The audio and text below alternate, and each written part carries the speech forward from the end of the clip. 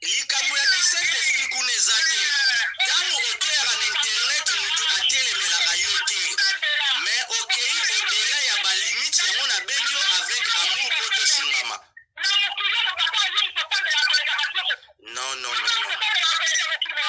Moi, je pense que le corps à la bengi yo poto partager au boy, ceux qui ont le moli ba fiche na page na yote, je vais te dénoncer parce que oye pour la séduire le peuple de Dieu.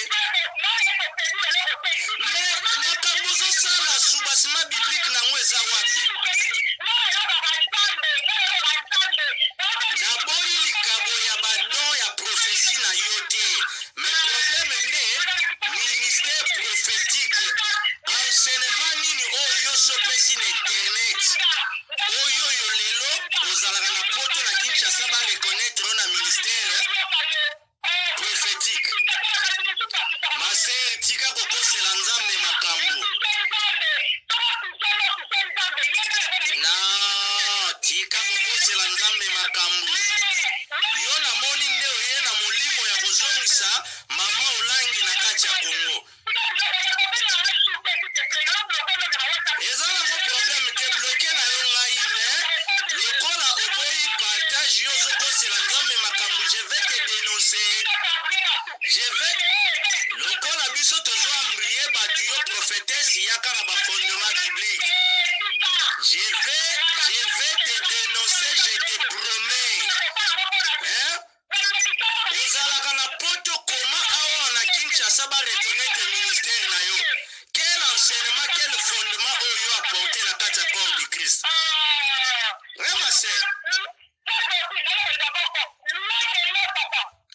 Naboyi te oza na Saint-Esprit na yo. Mais problème eza wana toka telinga téléphone lokolo yoki moi je vais te dénoncer. Nzamba yokela yo mawa. Bonsoir. C'est vraiment triste.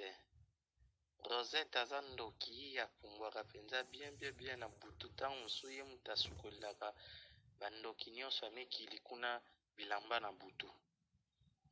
Ya lobaki a bloqué nga na WhatsApp, a bloqué nga ta kuma ikotindela nga ba fiche ordination na yelo la mbula nga na bloqué.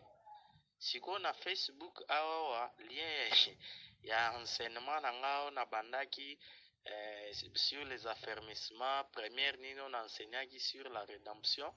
À côté vraiment na page na nga Facebook ndenge ezalaka lokwa mutu azokommente lien. Ache premier commentaire photo na ye ya ordination na toge, deuxième commentaire azo signé, troisième ache ba photo atelemi na ba pasteur wana. Donc na supprime nka na malembe na moni kuteloko oloba na ete donc omona bumake azana kindoki moko esangani na tetitesi ya bakinois na matumboli. Donc je ne sais comment la définir.